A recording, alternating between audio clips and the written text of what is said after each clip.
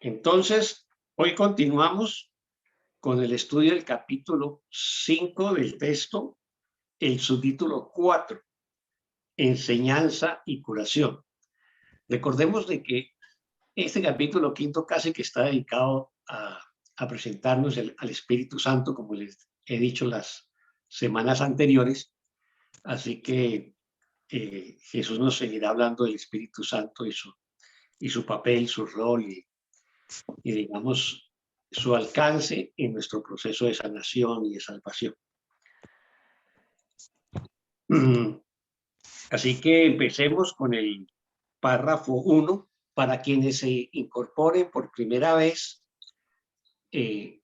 aquí más que leer el curso de milagros, lo estudiamos. O sea, tratamos de desmenuzar párrafo por párrafo y oración por oración para encontrar, digamos, el contenido profundo de las enseñanzas del curso.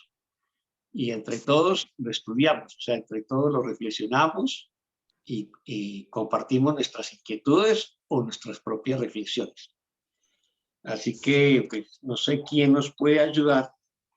Yo quiero leer, si puede ser, yo leo. Gracias. Yo. Bueno. Enseñanza y curación. Lo que el miedo ha ocultado sigue siendo parte de ti.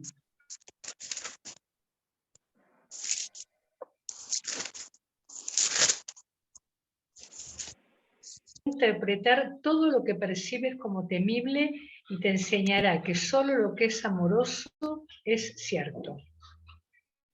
La verdad está más allá de tu capacidad para destruir. Aceptarla, en cambio, está enteramente a tu alcance. Te pertenece porque al ser tú una extensión de Dios, la creaste junto con Él. Es tuya porque forma parte de ti, tal como tú formas parte de Dios porque Él te creó. Nada que sea bueno se puede perder, pues procede del Espíritu Santo, la voz que habla en favor de la creación. Nada que no sea bueno fue creado jamás y por lo tanto no puede ser protegido. La expiación garantiza la seguridad del rey.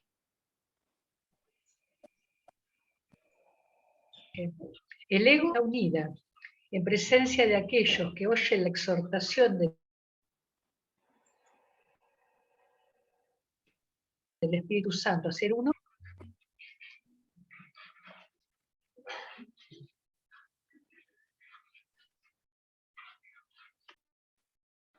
Estuvo muy entrecortado tu... Sí. Yo lo escuché entrecortado, yo no sé si los demás lo... Ah, mira, capaz que tengo algún problema con internet. Bueno. De todas maneras, alguien todos tienen el texto y siguieron la lectura, me imagino, o habrá alguien y se requiere que lo vamos a leer el texto.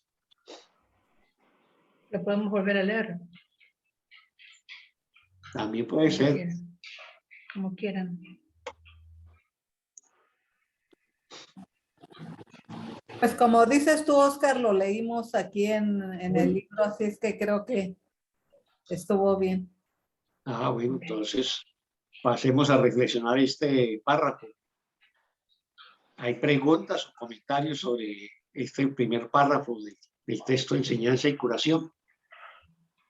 Recuerda que estamos en la página 89 del texto de la edición antigua y 92 de la nueva.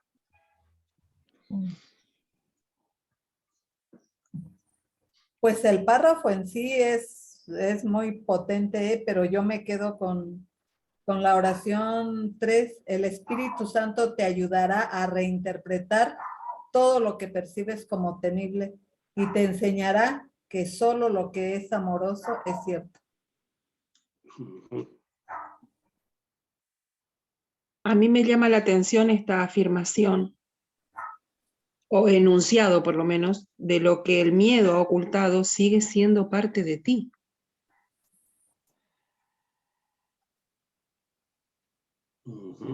como que el miedo pudiera ocultar algo. O sea, es en relación a otras lecturas anteriores, lo que el miedo ha ocultado. Desde la perspectiva del mundo, sí. Del primer, sería el segundo nivel. Sí.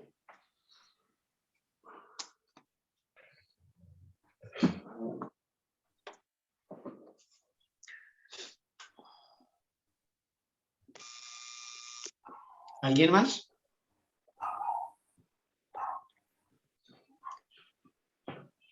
Bueno, entonces veámoslo. Veámoslo y empecémoslo por, creo que fue la pregunta de Elizabeth. Y lo que el miedo ha ocultado sigue siendo parte de ti. ¿Qué ha ocultado el miedo en este mundo? Pues nuestro ser con mayúscula, nuestra condición de perfectos hijos de Dios. Eso es lo que ha ocultado. Como eso es inmutable, sigue siendo parte de nosotros. Solamente hay un velo que es un sistema de creencias del ego que parece ocultar lo que realmente somos. Y lo que hace el perdón es correr el velo o deshacerlo. Y cuando se deshace la culpa, el miedo, el pensamiento de ataque, el resentimiento o el sufrimiento en nosotros, lo que queda es el amor que somos. O sea, lo que sigue siendo parte de nosotros. Lo que sigue siendo parte de nosotros es inmutable y por lo tanto no puede desaparecer y tampoco puede cambiar.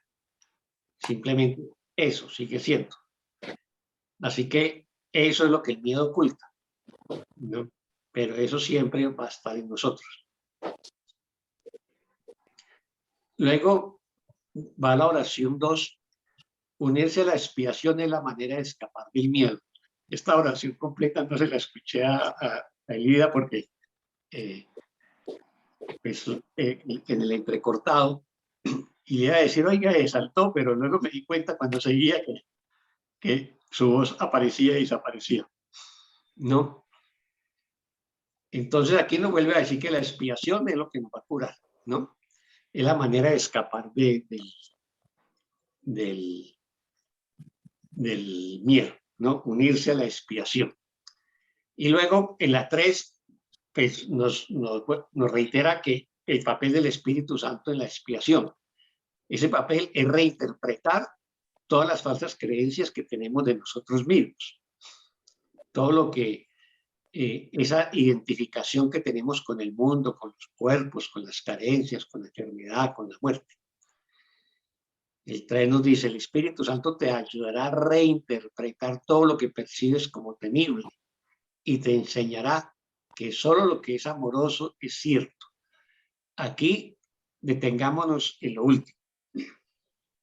Esto es supremamente importante desde el punto de vista, digamos, de la cosmovisión del curso de milagros. Solo lo que es amoroso es cierto. Solo el amor es verdad. Solo la paz de Dios es verdad. Solo las creaciones de Dios es verdad. Para determinar qué es verdad y qué no es verdad desde las enseñanzas del curso de milagros es si es amoroso o no es amoroso. Todo pensamiento que se cruce por nuestra mente que no sea amoroso, tenemos que reconocer que no es verdad y proceder a perdonarle, a deshacerlo de nuestra mente. Y eso lo hacemos con la ayuda del Espíritu Santo, ¿no? Y luego en la 4 nos va a decir las características de la verdad. Dice, la verdad está más allá de tu capacidad para destruir, ¿no? O sea, nuestra capacidad para destruir es cuando nuestra mente está gobernada por el ego. La verdad está más allá de tu capacidad, ¿no?, de dejarte gobernar por el ego. Se puede leer también de esa manera. La verdad está más allá del ego y sus manipulaciones, por decir algo. Aceptarla, en cambio, o sea, aceptar la verdad está enteramente a tu alcance, ¿no? O sea, nos dice que la verdad está a nuestra mano. Y lo explica por qué en la oración 5. Te pertenece al ser tú una extensión de Dios, la creaste junto con Él. Aquí nos está diciendo que nosotros creamos la verdad junto con Dios. O sea, creamos el amor junto con Dios. Y por eso nos pertenece, así la hayamos negado, así la hayamos ocultado a través del miedo. Es tuya porque forma parte de ti, tal como tú formas parte de Dios porque Él te creó. Entonces, la verdad nos pertenece porque, y hace parte de nosotros porque nosotros hacemos parte de Dios. Estamos indisolublemente ligados. No se puede separar a Dios de su Hijo. Solamente es un pensamiento de separación, un pensamiento ilusorio que cree que nosotros estamos separados de Dios y separados de la verdad, pero eso no es así, ¿no? Y luego viene un tema que pareciera que fuera moralista, pero no lo es, ¿no? Nada que sea bueno se puede perder. Aquí nada que sea bueno se puede perder, no tiene una connotación moral, sino amorosa. Nada que sea bueno se puede perder, pues procede del Espíritu Santo. O sea, todos los pensamientos amorosos, sanadores, cooperadores, solidarios, apoyadores, bondadosos, no se pueden perder porque proceden del Espíritu Santo en nosotros. La voz que habla en favor de la creación. Nada que no sea bueno fue creado jamás. Y nada que no sea bueno son las fabricaciones del ego, nuestras falsas creencias, entre ellas el miedo con el cual empieza el párrafo. Nada que no sea bueno fue creado jamás, por lo tanto, no puede ser protegido. O sea, no puede ser protegido por la expiación, por el Espíritu Santo, sino que está condenado a desaparecer con el perdón. La expiación garantiza la seguridad del reino y la unión de la filiación lo protege. O sea, la expiación protege la verdad, ¿no? Y la unión de la filiación, de mantenernos unidos, toda la filiación, con todos los hijos de Dios, también protege la verdad. El ego no puede prevalecer contra el reino porque la filiación está unida. Por eso es que los intentos del ego son fútiles, son en vano. En presencia de aquellos que oyen la exhortación del Espíritu Santo a ser uno, se desvanece y queda deshecho. O sea, en la presencia de aquellos que exhortan al Espíritu Santo, o sea, aquellos que oyen la voz del Espíritu Santo, en la presencia de aquellos, toda creencia falsa, todo miedo, todo temor, todo resentimiento queda deshecho, o toda expresión del ego queda deshecho. Es la presencia de los santos, ¿no? Eso es lo que nos quiere decir este párrafo. No sé si nos quedan preguntas o alguna duda sobre este párrafo 1.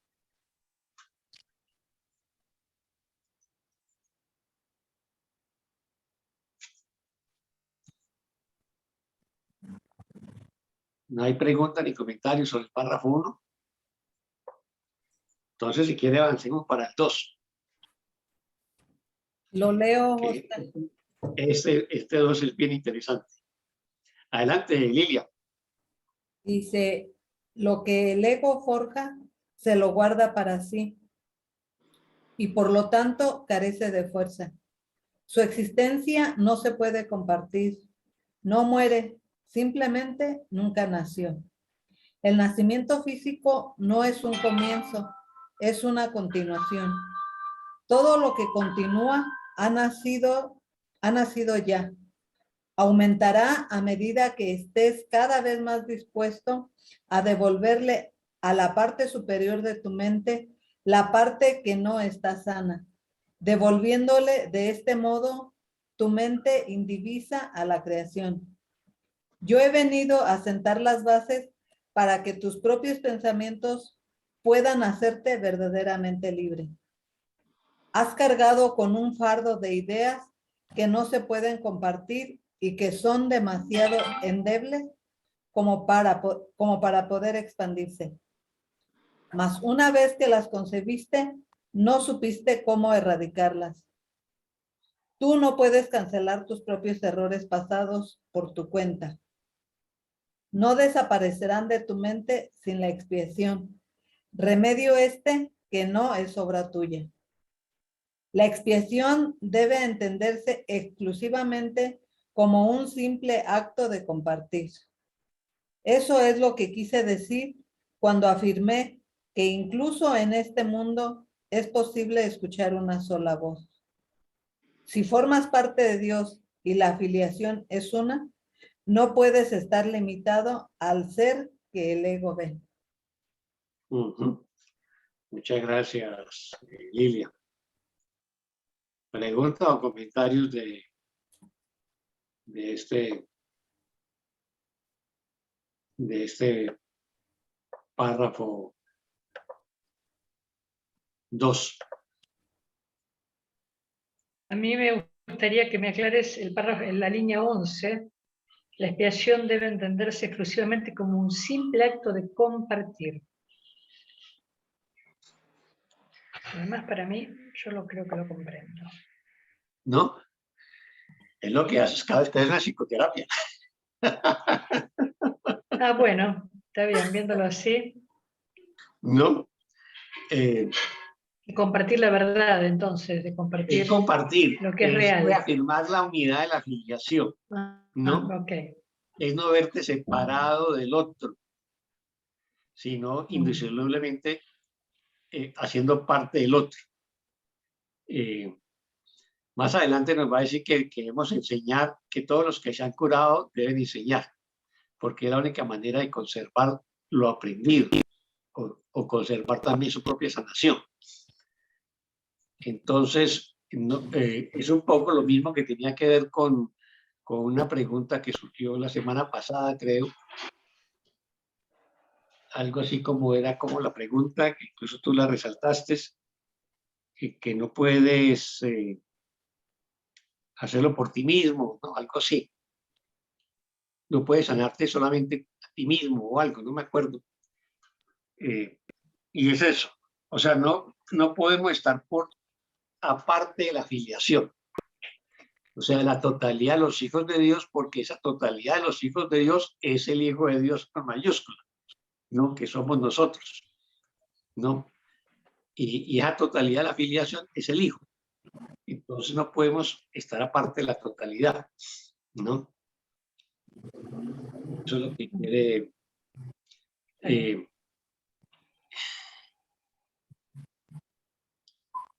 que en la 13 casi que te da la respuesta, Elida.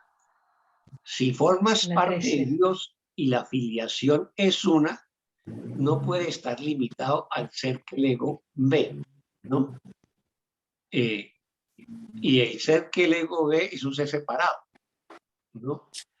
Y por lo tanto no comparte. Y si empiezas, y si miras la parte inicial del párrafo, en la número 2, o la 1 y la 2, lo que el ego forja se lo guarda para sí, o sea, no lo comparte, por ende carece de fuerza. O sea, no, la fuerza nuestra está en el compartir. La debilidad del ego está en guardarse para sí lo que él cree haber conquistado. Su existencia no se puede compartir, ¿no? Entonces, esa incapacidad del ego de compartir es lo que lo hace, pues, endeble, ¿no? Y por lo tanto, es que a la expiación el curso comienza a darle muchas definiciones, pero digamos que la definición más contundente es el principio de la corrección, ¿no? De la corrección del error. Luego el curso le va dando muchas vueltas, dice espiar es curar o sanar, bueno, espiar es tal cosa. Y aquí dice espiar es compartir, ¿no? Es lo que nos está diciendo Jesús. O sea, espiar es reconocer a todos mis hermanos. Si no los reconozco y no me siento parte de ellos, pues realmente no estoy espiando, no me estoy curando, no me estoy sanando, ¿no? ¿Alguien más tiene? Gracias, Oscar. Otra forma de decirlo sería, así lo entiendo, mi deseo de unirme a mi hermano, vea lo que parezca ver, que esté haciendo, mi deseo de unirme, mi deseo de unirme, mi deseo de unirme. Sí, claro, la expiación, digamos, genera ese anhelo hacia la unidad. Sí. Genera ese anhelo hacia la unidad y hacia el retorno al hogar. Sí. En cuanto a tu pregunta, Oscar, yo me quedo con la oración 7. Yo he venido a sentar las bases para que tus propios pensamientos puedan hacerte verdaderamente libre. Pero me gustaría que me explicaras la oración 4. El nacimiento físico no es un comienzo, es una continuación. Esta oración es muy interesante porque cualquiera diría que el curso está validando aquí la reencarnación, ¿no? El nacimiento físico no es un comienzo, es una continuación. En las tradiciones orientales se habla mucho de la reencarnación y los ciclos de reencarnación, ¿no? Entonces, se nace, se muere y se vuelve a nacer hasta que, digamos, la mente se libere, ¿no? Hablan de liberarse de la rueda del samsara, o sea, la rueda de las vidas. El curso, en su dimensión metafísica, dice que la reencarnación no existe, pero eso es en el plano más metafísico. Más sin embargo, pues las mentes que no han sanado, que no perdonaron, digamos, durante la vida del cuerpo, pues vuelve otra vez a darle forma a través de un cuerpo, ¿no? Ese es como el tema. En la tradición judía, en la tradición cristiana y en la tradición musulmán no existe el concepto de la reencarnación. La razón por la cual no existe es el tema de que ellos creen en la resurrección de los muertos. O sea que si yo vivo en esta vida y muero en un tiempo, al final de los tiempos, durante miles de años, qué sé yo, llegará un momento en que Dios va a resucitar todos los cuerpos y todos los huesos se unen y los músculos vuelven y la piel vuelve y todo ese personaje que existió ahora o existió hace 2000 o 3000 años va a volver, ¿no? Y en ese momento de la resurrección de los muertos, entonces es el tema de que viene luego el juicio final y se separan los buenos de los malos y los buenos van al cielo y los malos al infierno, ¿no? Entonces, esas tres tradiciones religiosas comparten la misma creencia porque vienen del mismo árbol común, ¿no? Y pues en el caso del cristianismo se refuerza con la resurrección de Jesús. Realmente lo que habla en su conjunto, el judaísmo, el cristianismo y el islam es la resurrección de todos los muertos. Entonces, para el cristianismo, la resurrección de Jesús es como un adelanto y una demostración de que eso va a ser así, ¿no? Con la resurrección de Jesús. Por lo tanto, entonces no creen en la reencarnación, ¿no? Porque, pues, ¿cómo va a reencarnar varios cuerpos a la vez de la misma alma, ¿no? Sería ilógico, ¿no?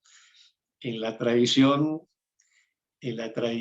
orientales, pues, creen en la temporalidad del cuerpo y en la intemporalidad del alma. Entonces, simplemente el alma vuelve y se reencarna en otro cuerpo hasta que esa alma se libere de la rueda de la samsara o la rueda de las vidas, ¿no? O sea, cuando se ilumine, trascienda.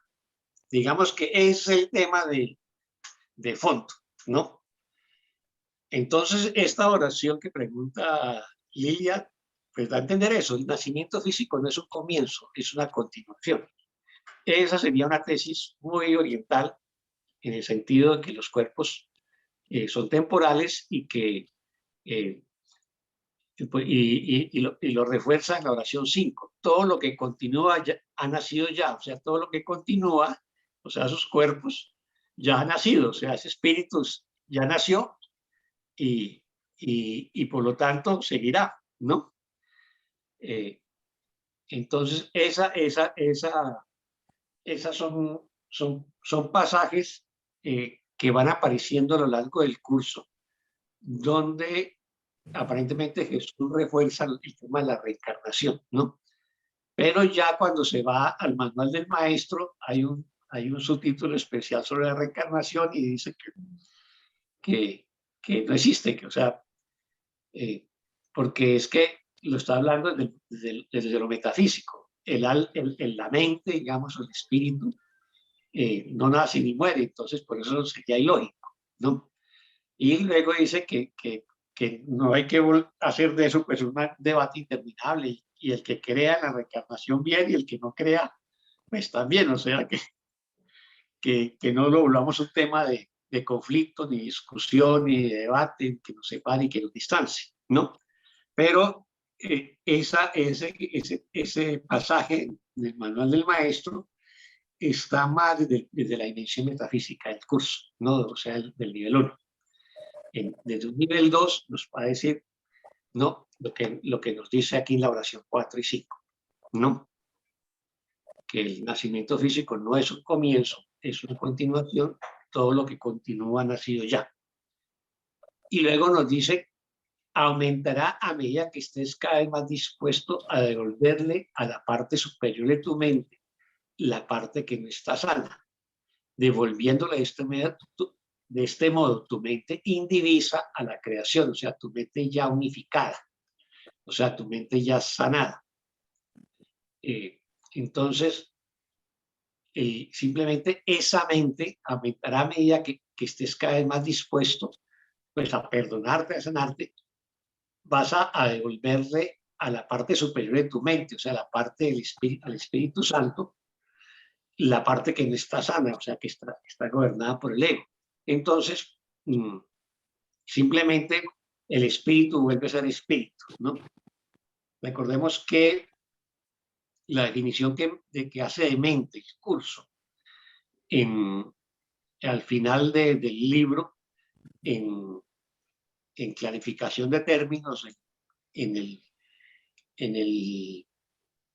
el pasaje número 1 que llama mente y espíritu, nos dice que en este mundo la mente aparece compuesta a dos partes, ¿no? Ego y espíritu.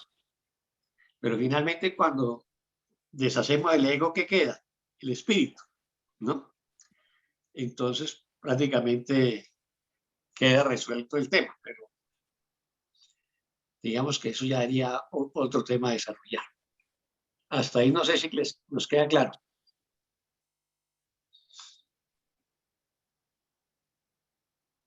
Bueno, parece que sí. Si hay dudas, me lo dice. Sí, gracias. La oración, sí, la oración 7, que alguien lo mencionó, creo que fue Lilia. Yo he venido a sentar las bases para que tus propios pensamientos puedan hacerte verdaderamente libres. Esa es, digamos, la misión que se adjudica a Jesús en el curso de milagros, ¿no? Asentar las bases, o sea, se llama perdonar, que son las bases, pero realmente Él nos va a enseñar las herramientas. Ya depende de nosotros utilizar la herramienta del perdón y de conectarnos con el Espíritu Santo y con todos nuestros hermanos, ¿no? O sea, ya corresponde a nosotros hacernos la tarea, hacer la tarea. Luego nos recuerda, has cargado con un fardo de ideas que no se pueden compartir y que son demasiado endebles como para poder expandirse. Ese fardo es el sistema de creencias del ego, del miedo, la culpa, la vergüenza, bueno, el resentimiento, la rabia. Entonces, y ese fardo no se puede compartir porque lo único que se puede compartir desde la perspectiva del curso es el amor. Luego hay un tema importantísimo, pero supremamente importante, ¿no? Que es la oración 9. Eso es medular en el curso. tú no puedes cancelar tus propios errores pasados por tu cuenta. Señor, es muy bueno. Eso nos lo dice Jesús también en la parte introductoria del curso de milagros. Que una vez que caímos en el mundo de la percepción, es muy difícil salir de él sin ayuda. Esa ayuda pues es la de él o la del Espíritu Santo, ¿no? Entonces tú no puedes cancelar tus propios errores pasados por tu cuenta. No desaparecerán de tu mente sin la expiación, remedio que no es obra tuya, o sea, la expiación no es obra tuya, es, digamos, obra del Espíritu Santo y de Dios, digamos. Por eso, muy recién cuando está empezando el curso, digamos que uno no ve el curso en su totalidad, sino lo ve como pedazos al principio cuando lo estudia. Entonces, cuando abordé la lección 23, donde aparece el tema del perdón y los 3 pasos del perdón que plantea la oración, la lección 23, que es identificar, abandonar y reemplazar.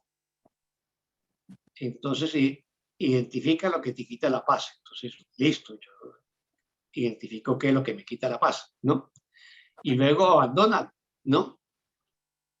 Y ya haces eso, la tercera parte la hace automáticamente, la hace el Espíritu Santo. Entonces, como que uno dice, bueno, entonces identifico y digo abandono y como que la cosa ya, listo, me desentiendo del tercero. Realmente eso no hay que hacerlo como una cosa racional y mecánica, sino que realmente hay que hacerlo desde lo más profundo de la conciencia, con el sentimiento de sanar y de salirse de esos pensamientos que te atormentan. Elegir soltarlos y entregárselos a la expiación o entregárselos al Espíritu Santo. Entonces, de cierta manera, sí que hay que invocarlo y decirle, te entrego esto que no es mío, ¿no? O esto que de mí no es, ¿no? O esto que no me pertenece y que ya no lo quiero tener más, ¿no? En ese sentido, lo que debemos hacer es establecer una relación muy personal, muy íntima con Jesús o con el Espíritu Santo. La entrega es válida tanto al uno como al otro desde la perspectiva del curso. En otras tradiciones, pues serán otras, digamos, expresiones de la divinidad con otros nombres, ¿no? En el curso nosotros le hacemos la entrega a Jesús o al Espíritu Santo. Pero debemos hacer la entrega, ¿no? Luego viene la 11, que fue la pregunta que hizo Lida. La expiación debe entenderse exclusivamente como un simple acto de compartir, ¿no? Eso es lo que quise decir cuando afirmé que incluso en este mundo es posible escuchar una sola voz. O sea, escuchar única y exclusivamente la voz del Espíritu Santo. Si yo escucho única y exclusivamente la voz del Espíritu Santo, pues todo lo voy a sanar, todo lo voy a perdonar y todo lo voy a ver desde la conciencia de la unidad, de mi pertenencia a la filiación, ¿no? Si formas parte de Dios y la filiación es una, no puede estar limitado al ser que el ego ve. Ya lo manifesté anteriormente, que lo que el ego ve es separación, conflicto, carencia, enfermedad, muerte, miedo, etc. Y nosotros no estamos limitados a esas cosas. Somos mucho, mucho más que eso. No. Hasta ahí mi reflexión sobre el párrafo 2. No sé si nos quedan preguntas o comentarios.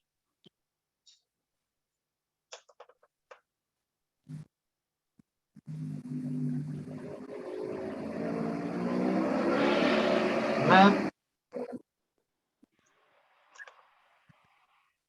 Entonces, si quieren, pasemos al párrafo 3.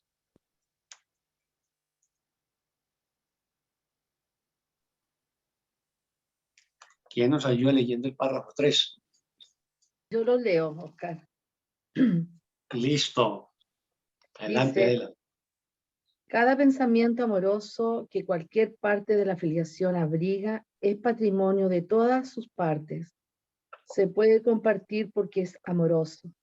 Dios crea compartiendo, y así es como tú creas también. El ego puede mantenerte exiliado del reino, pero en el reino en sí, el ego no tiene ningún poder. Las ideas del espíritu no abandonan la mente que las piensa, ni tampoco pueden entrar en conflicto entre sí. Las ideas del ego, en cambio, pueden entrar en conflicto porque ocurren en diferentes niveles y también porque incluyen pensamientos que incluso en el mismo nivel están en franca oposición. Es imposible compartir pensamientos que se oponen entre sí. Solo puedes compartir los pensamientos que proceden de Dios, los cuales Él conserva para ti. El reino de los cielos se compone de pensamientos de esa clase. Todos los demás permanecerán contigo hasta que el Espíritu Santo los haya reinterpretado a la luz del reino, haciendo que sean también dignos de ser compartidos. Cuando se hayan purificado lo suficiente, Él te permitirá compartirlos. La decisión de compartirlo es lo que los purifica. Bien, gracias. Muchas gracias.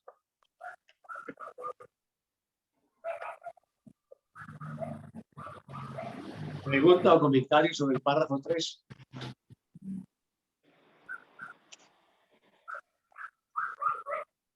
El concepto de compartir y creación habla acá de que todo compartir que salga del amor es crear. Cosa curiosa porque siempre hemos escuchado acá que nosotros no creamos, que nosotros fabricamos. Pero aquí dice, Dios crea compartiendo y así es como tú creas también. Eso me llama un poco la atención. Uh-huh. Ajá. Esa oración 3 es del nivel 1, ¿no? O sea, Dios crea compartiendo o extendiendo. El amor de Dios se extiende y nosotros somos una extensión del amor de Dios. Y nosotros, como el perfecto Hijo de Dios en el estado del cielo, también creamos, ¿no? Y cuando creamos lo compartimos, lo extendemos, ¿no? Pero es en el nivel 1 esta afirmación, no en el nivel 2. En este mundo fabricamos, porque este mundo es una ilusión.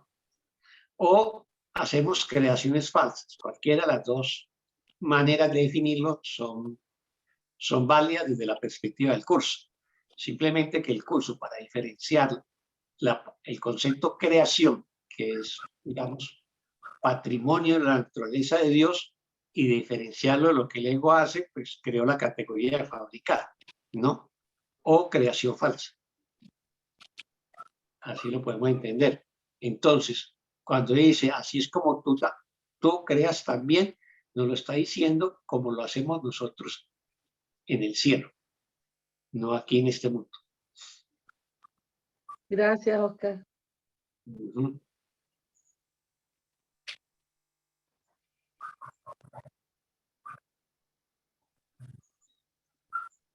Oscar, me llama la atención, dice, cuando se hayan purificado lo suficiente, Él te permitirá compartirlos. Uh-huh.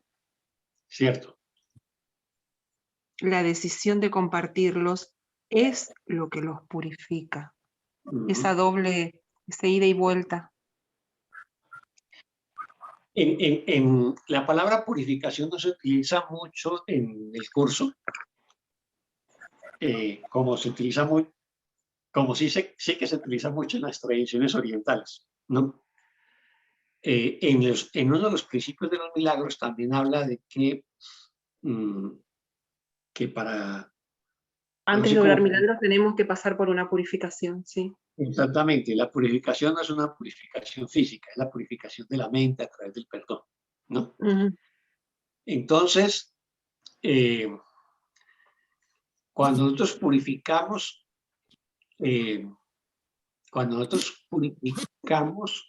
nuestros pensamientos egoicos, entonces ya lo que queda es lo que sea amoroso en esos pensamientos que nosotros tenemos. Nosotros tenemos una mente aquí dual.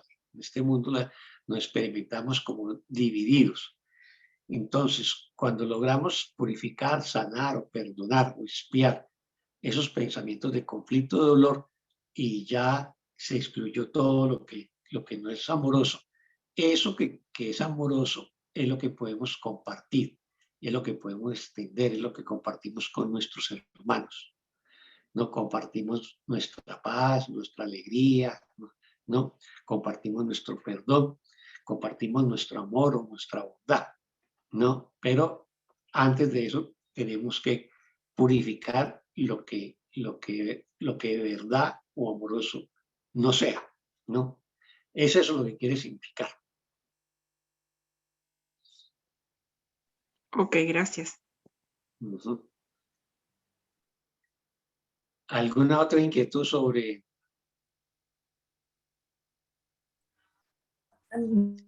Me llama la atención que como dices tú, esos pensamientos egoicos permanecerán contigo hasta que el Espíritu Santo los haya reinterpretado a la luz del reino, haciendo que sean también dignos de ser compartidos.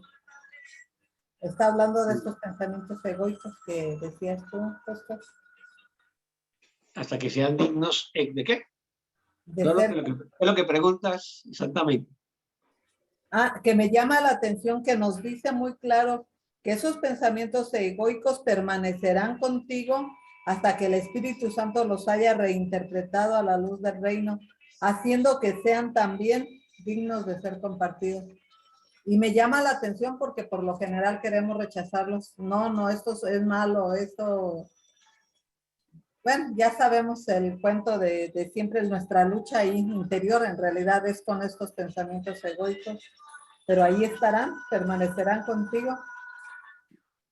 Lo que quede, que finalmente es después de la purificación o el deshacer de la expiación, eso te quede, que es lo amoroso, es lo que nosotros compartimos, ¿no? Con nuestros hermanos. Lo demás, pues desaparece porque no tienen los atributos del amor y por lo tanto no son eternos y no corresponden a la verdad, ¿no? En cambio, miren... Oscar, sí. una pregunta. Por ejemplo, a ver si yo entendí. Si yo veo un pensamiento de ataque y el Espíritu Santo lo reinterpreta como una petición de amor, ¿eso se puede compartir entonces? Claro. Claro, porque ya cuando yo lo reinterprete como una petición de amor... Ya está purificado ese pensamiento. Ya está purificado. Ya ha pasado por un proceso de purificación, porque lo dejo de ver como un pensamiento de ataque. Entonces, y lo veo como una petición de amor. Y en vez de extender el puño, extiendo la mano. Claro, exactamente. ¿Ves? Ahí está. Es eso. Gracias. Gracias. Miremos lo que nos dice la primera oración, el alcance de ello. Yo quiero salirme, digamos, un poco del marco de referencia del curso para que veamos la universalidad del curso. Cada pensamiento amoroso que cualquier parte de la afiliación abriga es patrimonio de todas. Eso quiere decir también cualquier pensamiento amoroso que haga cualquier hermano, esté adscrito a la religión que sea o la tradición que sea, budista, hinduista, musulmán, judío, cristiano, bueno, lo que sea, es patrimonio de todos, ¿no? Todo lo que hizo Gandhi es patrimonio de todos, ¿no? Todo lo que hizo Buda es patrimonio de todos, todo lo que hizo cualquiera, Francisco de Asís, es patrimonio de todos, todo lo que hizo Jesús es patrimonio de todos, ¿no? Es eso, es muy importante porque hay veces tendemos a ir desarrollando un sentido de pertenencia de grupo que se vuelve excluyente y descalificador, ¿no? Y se considera que somos los poseedores de la verdad y resulta que que todos también son poseedores de la verdad en la medida que sus pensamientos sean amorosos. No importa a qué religión o tradición estén adscritos. Eso, digamos, es muy importante y pues me llegó que era importante resaltarlo de esa manera. Adelante, Otra Lidia. cosa, Oscar. A mí me llamó la atención algo que creo que lo leí en algún capítulo anterior, que dice que una vez que un pensamiento entra a la mente no se puede sacar, pero lo que sí se puede es verlo de otra manera. Es decir, que ahí está hablando justamente que nuestro trabajo es percibir de otra manera. Uh-huh. Así que creo Sí, que eso lo, también vale sí, para explicar esto, ¿no es cierto? Sí, hay una, digamos, uno le podría denominar tesis, ¿no? Del curso que habla que las ideas no abandonan su fuente, ¿no? eso. Entonces, las ideas no abandonan su fuente, pero, y por eso, una vez que permitimos que esas ideas entren en nuestra mente, pues hacen parte de nosotros, que serían, pues digamos, las ideas o pensamientos del ego. Y por eso nos cuesta mucho como zafarnos de ellas. Y no logramos si no es con la ayuda del Espíritu Santo. Realmente las únicas ideas que permanecen de manera inmutable y por siempre, pues son las ideas del amor, que son inmutables por siempre. La del ego, como dijo en el párrafo, creo que 2, lo que dice que no ha nacido, ¿no? El nacimiento, Todo lo que como no se puede continúa ha nacido compartir, ya. las ideas del ego, como no se pueden compartir, pues son irreales y no tienen vida, por eso están condenadas a desaparecer, ¿no? Entonces, esas ideas que en este mundo nosotros las incorporamos en nuestra mente, seguirán en nuestra mente hasta que le pidamos la ayuda al Espíritu Santo para que nos ayude a deshacerlas, ¿no? Pero mientras no hagamos, digamos, no pidamos la ayuda del Espíritu Santo, mientras no las perdonamos, mientras no las sometemos a la expiación, esas ideas nos seguirán acompañando, ¿no? Pero son temporales porque no tienen la cualidad eterna del amor. Y nos seguirán acompañando hasta que elijamos perdonar. Sí. Quería decirle que me resuena esto de transformarlas, que dice Elida que suena tan real con el perdón, que hay un dicho popular que dice que nada se pierde, todo se transforma. Y eso que es un dicho popular, pero está hablando de una realidad, nada se pierde, todo se transforma. Y eso que se dice por ahí por otras cosas que no son tan permanentes, ¿no? Pero en este caso es muy real las ideas. Uh-huh. Cierto.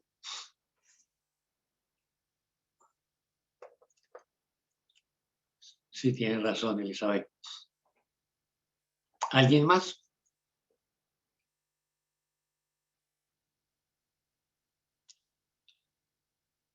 Entonces, creo que tenemos claro el párrafo 3. Y en ese caso, avancemos al 4.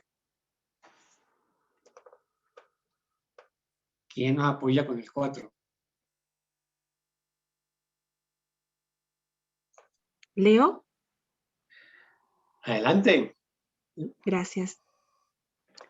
4. Yo oí una sola voz, porque comprendí que era imposible que pudiese expiar únicamente para mí mismo.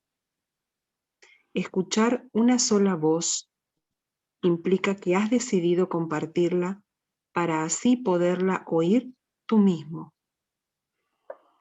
La mente que estaba en mí se siente todavía irresistiblemente atraída hacia todas las mentes creadas por Dios, porque la plenitud de Dios es la plenitud de su Hijo. Nada puede hacerte daño, y no debes mostrarle a tu hermano nada que no sea tu plenitud. Muéstrale que él no puede hacerte daño y que no le guardas rencor, pues, de lo contrario, te estarás guardando rencor a ti mismo. Ese es el significado de ofrécele también la otra mejilla. Gracias. Muchas gracias, Elizabeth. Pregunta o comentario del párrafo 3. Hay 4. Otra reinterpretación de un pasaje bíblico, pero muy hermoso, ¿eh? Muy, muy hermoso. Sí, y además estaba pensando sobre eso precisamente, Emilio, que el ofrécele la otra mejilla de,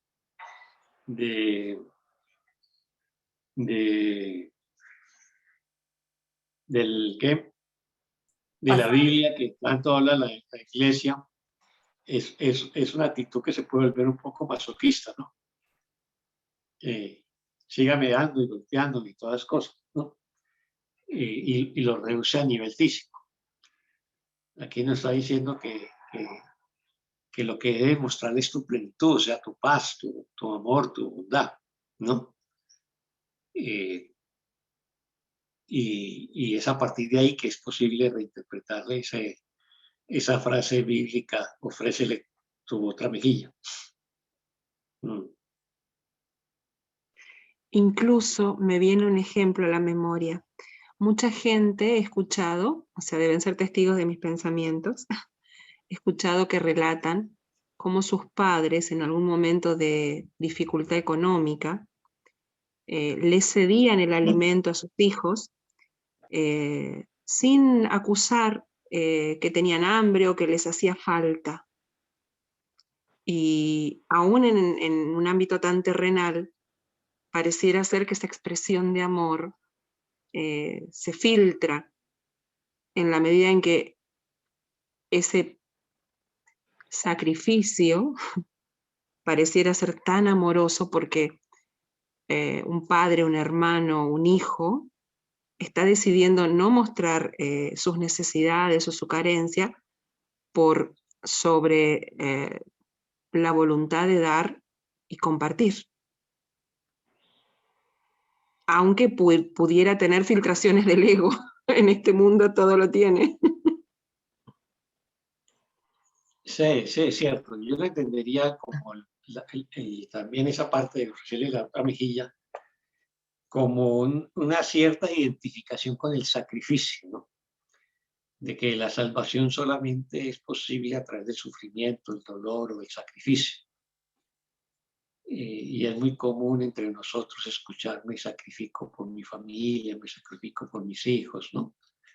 O bueno, me sacrifico por lo que sea con tal de lograr un propósito determinado. Incluso el relato también lo he oído, el relato de que ni siquiera se siente como un sacrificio al percibir la satisfacción de la necesidad del ser amado satisfecha. O sea que deja de ser un esfuerzo el levantarse a la mañana para ir a hacer determinado trabajo para ayudar a su familia. Deja de ser una tarea pesada el hacer determinada situación, ejecutar determinada situación, por la sensación de que está teniendo un propósito mucho más elevado que sencillamente el de hacer un trabajo. Esa es la referencia que he oído. Siempre y cuando, pienso yo, Elizabeth, la vocación coincida con el oficio, lo que estás haciendo, porque es difícil. Yo no veo que haya gente feliz levantándose a las 5 o 6 de la mañana y haciendo, entre comillas, un servicio a un sistema. Pienso que Bueno, en el caso mío personal, yo trabajé 35 años como este personaje, mejor dicho, como profesora de matemática, nivel secundario y universitario. Creo que disfruté, gocé, me fascinaba ir a trabajar, pero cuando dejé el sistema me di cuenta que había otro mundo y puedo decir que ahí comencé a disfrutar la vida. Así que yo creo que el sacrificio, el trabajo de traba es un sacrificio, en mi opinión. Agradezco el punto de vista. Claro, la experiencia nos da esas vivencias. En mi caso, perdía toda calidad de esfuerzo, cualquier tarea que tuviera que hacer, en la idea de que lo estaba compartiendo y que era por un bien mayor. Levantarme temprano, no dormir 3-4 días, tengo mucha resistencia a determinadas condiciones, entre comillas, antinaturales habituales, y con el objetivo de un bien común, perdía total noción y sensación de dolor, de cansancio, de todo tipo de esfuerzo. No había ninguna sensación, ninguna percepción de sufrir. A eso me refiero.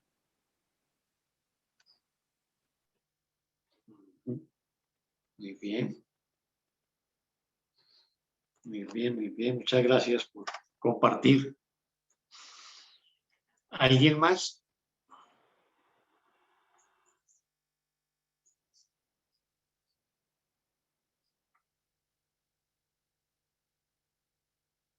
Ahorita tocando este tema del amor y el sacrificio, recordemos que el amor no es sacrificio. El sacrificio es sacrificio y el amor es amor.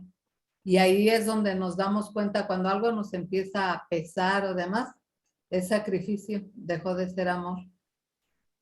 O será, luego a veces, y esto es meterle aquí intelecto, o será amor ahí metido con el ego, no sé, pero sí no confundir jamás el amor con sacrificio, ni el sacrificio con el amor. Son... Siempre que hablamos de sacrificio, está implícita la culpa. Así es. ¿No? O sea, es una culpa que busco expiarla a través del dolor, ¿no? Que es muy propio de la tradición judía, digamos, de su definición clásica de expiación, ¿no? Ese era, digamos, entonces siempre hay culpa, siempre que estamos hablando de sacrificio. Y por ahí vi hace como 2 días una imagen, no recuerdo exactamente bien las palabras, a ver si tengo la imagen, te las comparto, donde dice, es del texto de un curso de milagros, que el sacrificio es un intento de hacer sentir culpable por a aquel por el que te sacrificas. En otras palabras, desde luego, pero el mensaje es ese, que eso es el sacrificio. Es demoledor, cuando vi eso, sentí que hasta el aire se me salía porque fue muy impactante. Claro, ahí está el reclamo y ahí está la culpa, como dice Oscar. Ahora, cuando eso no está presente, aparece la alegría, el compartir, y pareciera ser que el cuerpo realmente sirve al propósito. O sea, se puede llevar el cuerpo a cualquier nivel, como quien diría que quien corre una maratón con un objetivo, quien hace algo de eso, pero en otra situación, en su tarea diaria, digamos, sin sentir que eso le pesa. A eso me refiero. Muy claro. Por eso decía que la tarea en sí no es lo que la hace o santa o sacrificada, sino la mente con la que se va a ejecutar esa tarea, cualquiera sea.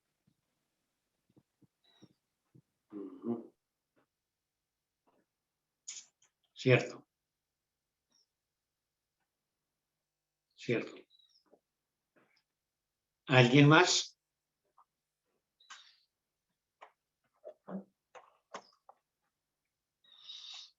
Pongámosle cuidado a la primera oración del párrafo 4. Yo oí una sola voz, Jesús dice, yo oí al Espíritu Santo, ¿no? Porque comprendí que era imposible que pudiera expiar únicamente para mí mismo. No sé si ustedes acuerdan de las lecciones y también de algunos pasajes del texto que hablan de que nuestro papel en este mundo es aceptar la expiación para mí mismo, ¿no?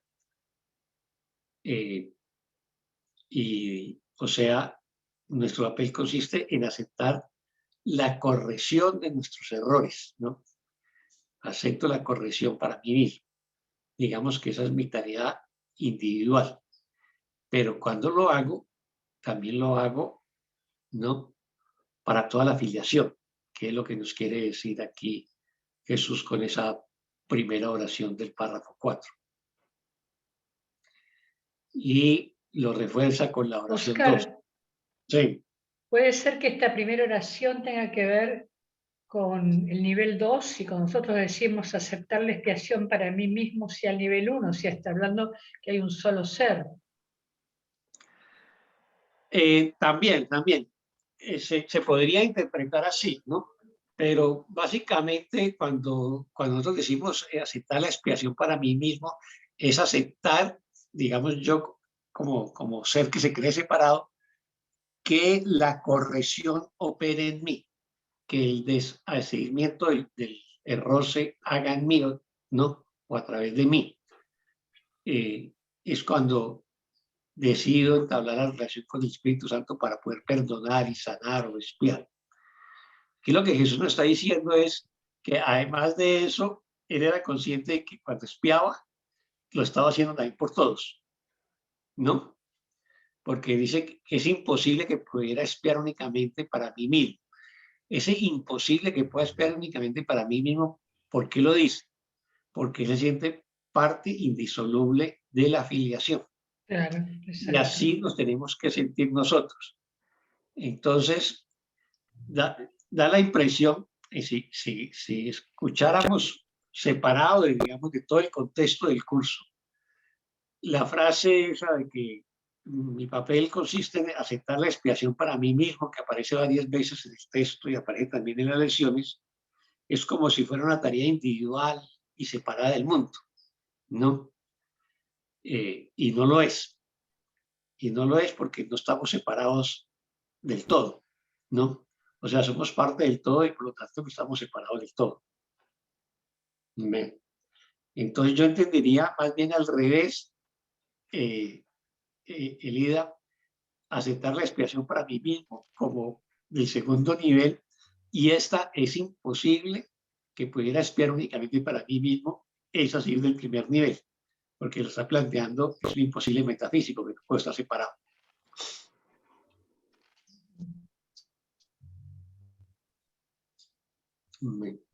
Ajá. No entiendo, soy Luz Estela, no entendí esa parte, por favor. Específicamente, ¿qué no entendiste, Luz Estela?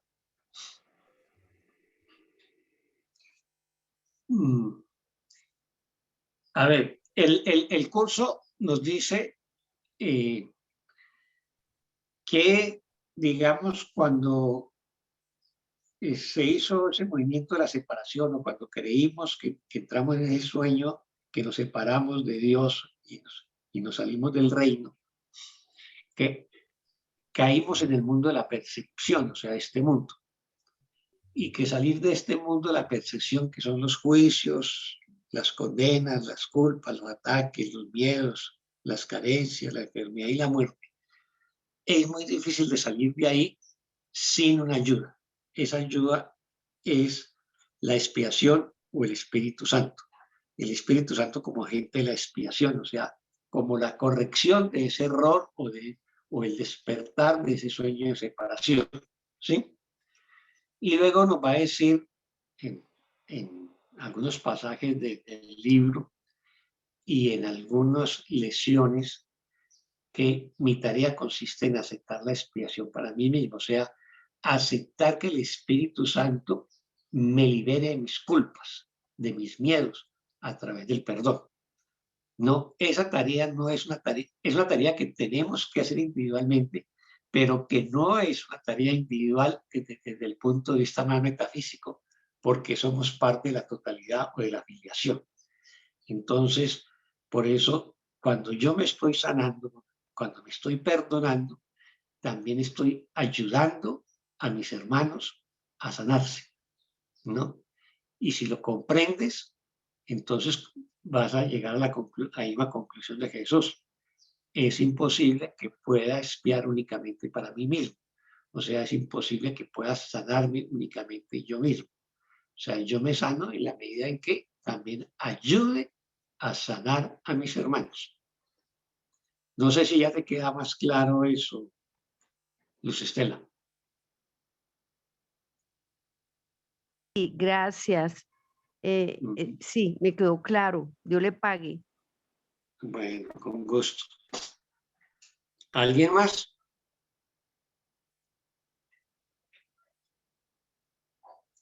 Bueno, y lo otro, que también lo habíamos comentado con Elida sobre el tema de las peticiones de amor, los ataques, interpretar los ataques como peticiones de amor, lo vamos a ver en la oración 4 del párrafo 4.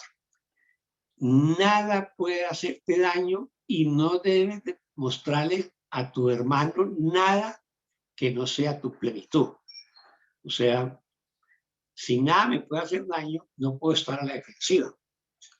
¿Sí? Y desde la perspectiva del curso, toda defensa se convierte en un ataque, ¿no?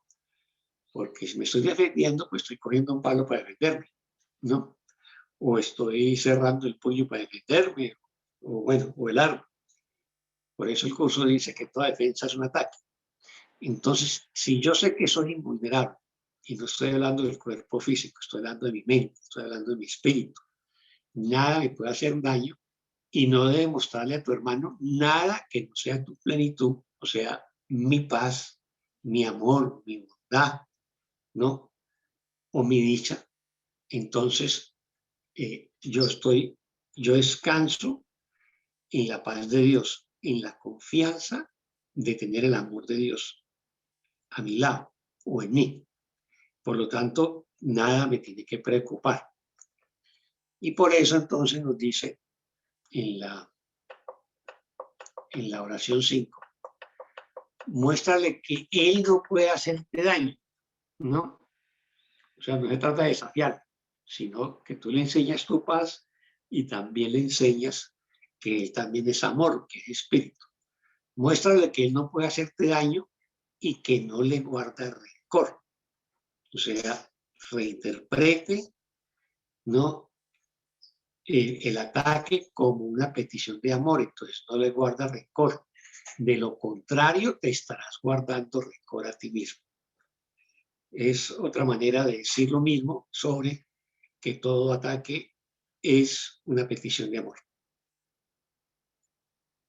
Y entonces concluye pues con la reinterpretación de ofrecer también la otra mejilla, que es ofrecerle tu paz, tu bondad, tu amor, tu práctica del perdón. No es la mejilla física como tal, sino una mejilla simbólica. Y puede ser de alguna manera eso hecho también un hecho. ¿Cómo? Dicen que a un señor muy sabio lo roban. Quizás ustedes lo escucharon. Y que él, como vivía muy austero, no tenía mucho para dar. Entonces, cuando viene el ladrón, a él en realidad, él contaba luego que lo que le preocupaba era no tener nada más para darle, porque si esta persona estaba en ese estado de necesidad, él se sentía que como no tenía más para darle, porque entonces era invierno y entonces le ofrece su manta de taparse, le dice, llévese esto porque también hace frío y no tengo más para darle. Y lo terminan atrapando a este ladrón y lo llaman de testigo a este hombre, porque, bueno, sabían que también había entrado a su casa.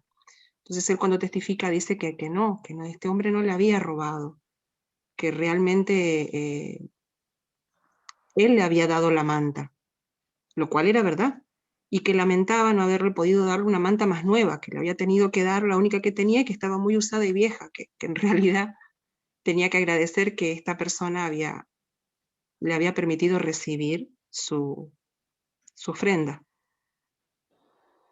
Y de algún modo eso me hizo reflexionar con esto de ofrécele la otra mejilla.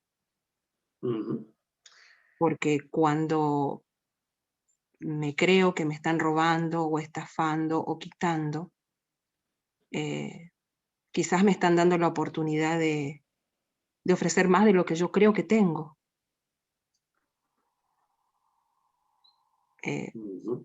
Me vino eso cuando volví a leer ofrécele también la otra mejilla. Es un bonito ejemplo. Y es un bonito ejemplo que refleja muy bien lo que estamos viendo en este párrafo, ¿no? Ofrécele tu plenitud, ¿no? El que se siente pleno no necesita nada, porque sabe que lo tiene todo. Entonces, lo entrega todo. ¿Ves? Que es lo que hizo el hombre sabio de tu historia. ¿Ves? No tiene ningún apego. Una manera de evaluar qué tan apegados y qué tanto ego tenemos es cómo reaccionamos cuando nos vayan a robar, ¿no? Porque ahí es donde nos identificamos con las cosas, con los objetos, y hasta qué punto estamos dispuestos a luchar o pelear por defenderlos y retenerlos, ¿no? Así que el hombre sabio de tu historia era realmente un hombre muy sabio, un santo desde la perspectiva del curso. Gracias por compartir esa historia, Elizabeth. Y él me ayudó porque cuando en convenio de pago di una bicicleta electromagnética a una persona, no se me cumplió el pago. Inclusive me quitó el saludo, no me llamó más, no me respondió llamados. Y yo me sentía mal. Y aparece esta situación y bueno, me ayuda a liberarme con ofrécele la otra mejilla, porque quizás tenía que dar eso y era lo que correspondía, y darlo así. Cierto, cierto. Es simplemente perdonar eso y desprenderse de ello, ¿no? Es una experiencia de perdón, ¿no? Sí. Que en cierta manera pues es de desapego. Y de una u otra manera algo que te tendría que enseñar esa persona. Sí. Es eso. Bueno, muy bien. Buenas tardes. Hola, Santiago, ¿cómo estás? Ejemplo de Elizabeth. Buenas tardes. Buenas tardes, Elizabeth. Con el ejemplo tuyo me doy cuenta de lo siguiente. Cuando lo de la otra mejilla, se refiere a que yo tengo una mejilla derecha y una mejilla izquierda. No tengo más mejillas, no hay más mejillas afuera. No hay otra mejilla. Por eso se pone la otra mejilla, para reconocer de que el que te quitó la bicicleta fue una extensión tuya. El que le va a hacer un ataque es una extensión tuya. Y eso es reconocer, poniendo la otra mejilla, mía. Yo no sé si me hago entender. O sea, con eso me certifica más el ejemplo tuyo de que no hay otro afuera. Solamente mi otra mejilla o mi testigo. Sí, mi testigo. Con eso me di cuenta. Gracias, Elizabeth.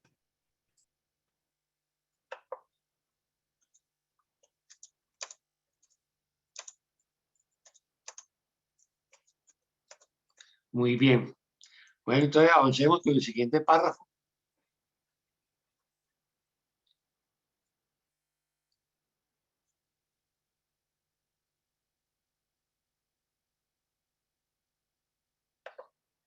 ¿Quién nos ayuda con leyendo el párrafo 5?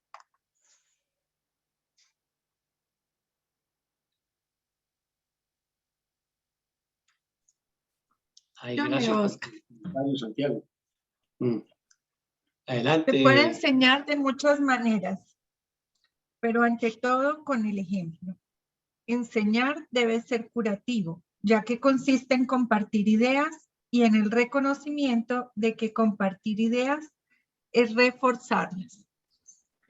No puedo olvidar la necesidad que tengo de enseñar lo que he aprendido, la cual surgió en mí precisamente por haberlo aprendido. Te exhorto a que enseñes lo que has aprendido, porque al hacerlo podrás contar con ello. Haz que sea algo con lo que puedes contar en mi nombre, porque mi nombre es el nombre del Hijo de Dios. Lo que aprendí te lo doy libremente. Y la mente que estaba en mí se regocija cuando eliges escucharla.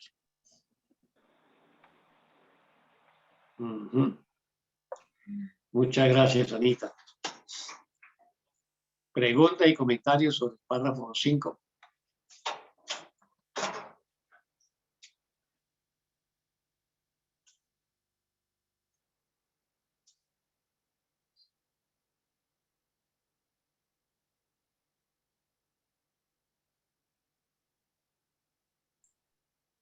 La oración 3. No puedo olvidar la necesidad que tengo de enseñar lo que he aprendido, la cual surgió en mí precisamente por haberla aprendido. Esto me da así como que la necesidad, la verdad, pugna por salir y ser escuchada. No sé, algo así me vino a la mente. Quiere decir que lo que aprendes debes enseñarlo, porque de esa manera lo refuerza en ti. Sí. Pero enseñar lo aprendido también es una manera de gratitud, de agradecer a quien te lo enseñó y multiplicar esa enseñanza. Y la haces verdad en ti y la medida que también la compartes o la enseñas. Sí, pero mira que en el párrafo 3 decía, Dios crea compartiendo y así es como tú creas también. Entonces, enseñando es una forma de compartir o de extender. Sí, sí, claro. Eso es cierto.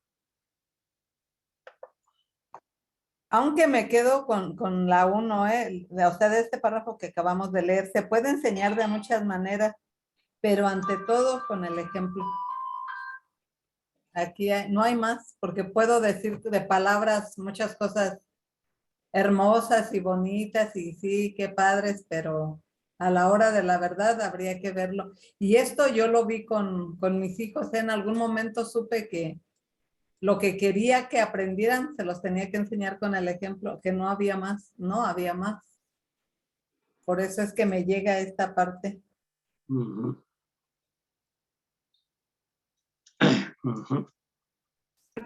No entiendo qué me dice cuando dice enseñar debe ser curativo.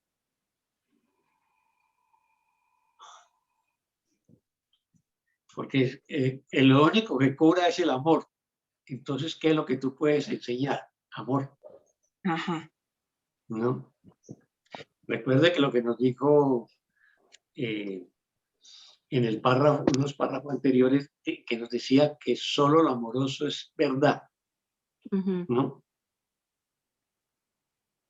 Entonces, y solo lo amoroso es real. Y solo lo amoroso nos sana. ¿No? Entonces, ¿qué es lo que tú puedes enseñar? Pues amor. Amor. ¿No? Pero pues para poder enseñar amor, primero tienes que perdonarte todo lo que no es amor en ti, para que puedas mostrar el amor que eres. Y ahí sí lo enseñas. Póngale cuidado Gracias. que dice la primera oración. Se puede enseñar de muchas maneras, o sea, hay muchos tipos de enseñanza, hay muchos métodos de enseñanza, muchas escuelas de enseñanza. Pero ante todo con el ejemplo, o sea, la mejor enseñanza es el ejemplo, ¿no? De ahí que también Jesús en pasajes anteriores decía, tómame como ejemplo, ¿no? O sigue mi ejemplo, téngame como modelo. O sea, es decirle a Jesús, ¿qué harías tú en estas circunstancias? ¿Cómo verías tú esto? ¿O cómo lo resolverías tú? ¿No?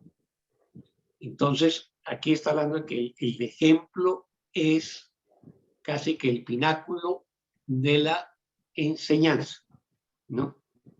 Eso es lo que nos quiere decir.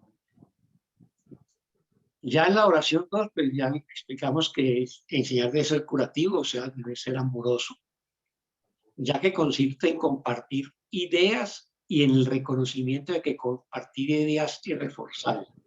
¿Y qué ideas son las que se comparten? Las del amor, las del perdón, la paz, ¿no? La plenitud que nos hablaba el párrafo anterior. Y esas ideas, cuando las comparto, las refuerzo, ¿no? De ahí que nos dice que dar y recibir es lo mismo, porque cuando yo doy amor, refuerzo el amor en mí, no es que lo pierda. No está hablando de cosas, está hablando de ideas o de sentimientos. No puedo olvidar la necesidad que tengo de enseñar lo que he aprendido, la cual surgió en mí precisamente por haberlo aprendido. O sea, yo tengo una enorme necesidad de enseñar, dice Jesús, porque lo aprendí del Espíritu Santo. Y eso que aprendí del Espíritu Santo y me sirvió tanto en mi despertar, pues tengo esa necesidad de reforzarlo compartiéndolo con nosotros, ¿no? Luego en la oración 4, te exhorto a que enseñes. Te exhorto a que enseñes lo que has aprendido, porque al hacerlo podrás contar con ello. O sea, cuando uno está enseñando lo que ha aprendido, no solamente lo está recordando, sino que lo está reafirmando, ¿no? Y lo hace parte de ti. O sea, ya es parte de tu naturaleza, o si se quiere decir en términos mundanos, parte de tu personalidad, ¿no? Y entonces, si usted está enseñando paz, pues tendrás que ser pacífico, porque finalmente la enseñanza más importante es el ejemplo, la coherencia, ¿no? Haz que sea algo con lo que puedas contar en mi nombre, porque mi nombre es el nombre del Hijo de Dios. Esta es una referencia muy bíblica, ¿no? Haz esto en conmemoración mía o haz esto en mi nombre. Es algo que se utiliza mucho en el Nuevo Testamento, hablando de Jesús y que Jesús es el Hijo de Dios. Entonces, aquí, sin mencionar y colocar entre comillas, nos está trayendo a colación, digamos, esa referencia al Nuevo Testamento. Haz que sea algo con lo que puedas contar en mi nombre, porque mi nombre es el nombre del Hijo de Dios, ¿no? Lo que aprendí lo doy libremente y la mente que estaba en mí se regocija cuando eliges escucharla. La mente que estaba en mí, no que está en mí, que estaba en mí, o sea, en el Jesús histórico, ¿no? O sea, es como el espíritu recordando su mente terrenal, ¿no? Es más o menos lo que nos quiere señalar la última oración del párrafo 5. Entonces, yo creo que la principal enseñanza de este párrafo es que la principal forma de enseñar es con el ejemplo, ¿no? Y que en la medida en que lo enseñes y lo compartes, lo refuerzas en ti y lo hace parte de ti. O sea que enseñar, digamos, el amor, la paz y el perdón, no solamente le ayudan a tus hermanos y hermanas, sino que te ayudan también a ti mismo, ¿no? Eso es, no sé si nos quedan inquietudes sobre el párrafo 5 o si nos vamos para el 6.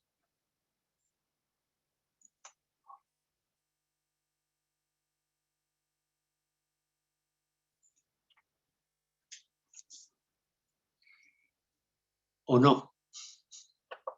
El tema es, ¿cómo estamos aquí? Sí, sí, está bien, Oscar. ¿Está bien? Ujú.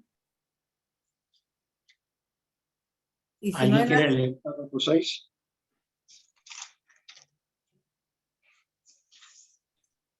lo leo, Oscar. Adelante, Lilia.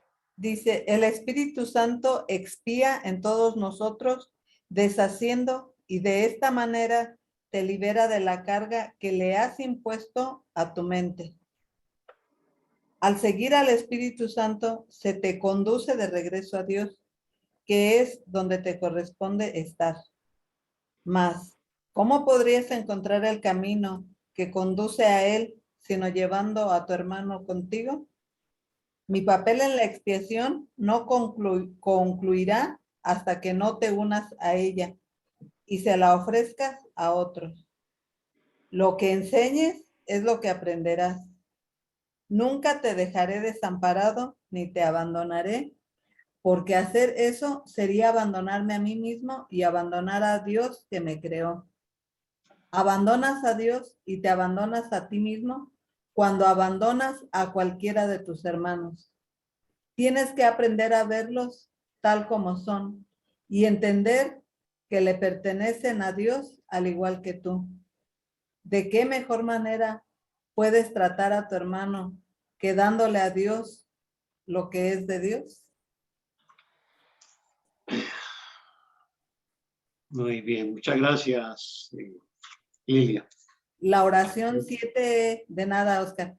La oración 7, tienes que aprender a verlos tal como son y entender que le pertenecen a Dios al igual que tú, a los hermanos. Sí, las 7, sí. ¿Preguntas o comentarios de la párrafo 6?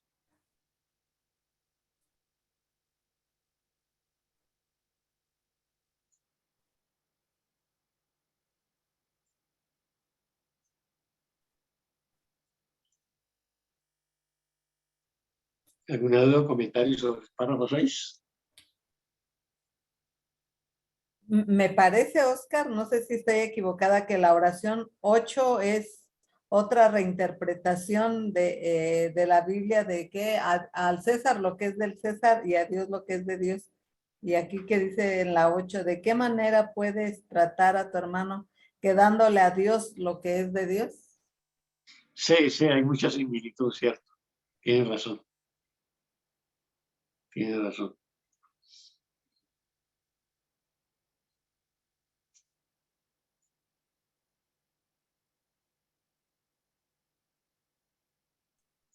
O sea, Oscar, que quiso decir al cuerpo lo que es del cuerpo y a Dios lo que es de Dios. ¿Lo estoy viendo así ahora?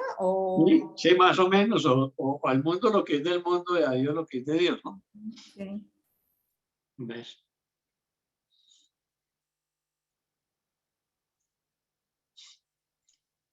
A ver, resaltemos el primer párrafo. En la primera oración del párrafo 6, el Espíritu Santo expía en todos nosotros deshaciendo y de esta manera te libera la carga que le has impuesto a tu mente. ¿Sí? O sea, el Espíritu Santo está en todos nosotros y expía en todos nosotros, deshaciendo, digamos, el ego, todos los pensamientos del ego. Pero recordemos que tenemos que llamar, tenemos que invocarlo, tenemos que pedirle la ayuda. Si no lo hacemos, pues digamos que ahí estará latente en nosotros, pero no. Al seguir el Espíritu Santo se te conduce de regreso a Dios, que es donde te corresponde estar. O sea, aquí nos está reiterando lo mismo que aparece en el prefacio del curso, que es que sin la ayuda del Espíritu Santo nos será imposible, casi que imposible, retornar a Dios. Mas ¿cómo podrías encontrar el camino que conduce a él sino llevando a tu hermano contigo? O sea, el tema del compartir está muy presente en este subtítulo que estamos estudiando, el subtítulo 4 de enseñanza y curación. O sea, compartir, de reconocer que somos parte de la filiación, que somos parte de la totalidad, que no nos podemos separar de ella. ¿Sí? Entonces, mi papel en la expiación no concluirá hasta que te unas a ella y se la ofrezcas a otros. O sea, la expiación concluye, dice Jesús, cuando nosotros nos apropiemos de ella y se la ofrezcamos a los demás. ¿Sí? Y ahí concluye, o sea, cuando todos nos hayamos perdonado. No concluye hasta que la última persona de este mundo no se haya sanado, no se haya perdonado, o no le hayamos ofrecido también a ella el perdón y la sanación de la expiación, ¿no? Lo que enseñes es lo que aprenderás. Y esto es reiterativo en el curso, es dando que recibimos, y dar y recibir es lo mismo, ¿no? Entonces, lo que enseñas lo refuerzo en mí y eso es lo que aprendo, lo que hago mío, ¿no? Luego viene una frase que también es bíblica, que es la 5, nunca te dejaré desamparado ni te abandonaré, porque hacer eso sería abandonarme a mí mismo y abandonar a Dios que me creó. O sea, Jesús bíblico siempre dice que nunca nos va a abandonar, que siempre va a estar con nosotros y toda la cosa. Y aquí lo reitera de otra manera, pues, pero es lo mismo. El 6, abandonas a Dios y te abandonas a ti mismo cuando abandonas a cualquiera de tus hermanos. Vuelve el tema de la filiación y del compartir. O sea, nos salvamos compartiendo. Y nos condenamos cuando decidimos no compartir, que es escuchar al ego, porque entonces estamos actuando egoístamente y para sí mismo, ¿no? Tienes que aprender a verlos tal como son y entender que pertenecen a Dios, al igual que tú. Y ahí viene la frase que mencionó Lilia hace un ratito, de qué mejor manera puedes tratar a tu hermano que dándole a Dios lo que es de Dios, o sea, dándole a Dios, ofreciéndole a Dios, pues, el amor y el perdón con tus hermanos, ¿no? Y la sanación de tus hermanos, devolviéndole la mente nuestra a Dios donde pertenece, y también ayudando a que la mente de nuestros hermanos también retorne, pues, al hogar eterno, o a Dios, pues, o al corazón del cielo, como lo queramos llamar. Propongo que quiero pedirle el favor que suspendamos aquí en el párrafo 7 y continuemos en la otra semana, porque tengo un compromiso que tengo que estar a las 6 de la tarde en un lugar y apenas tengo el tiempo medido para ello. Entonces, les propongo que la semana entrante continuemos. Perfecto, Oscar. ¿Sí? De acuerdo. Bueno, De acuerdo. les agradezco.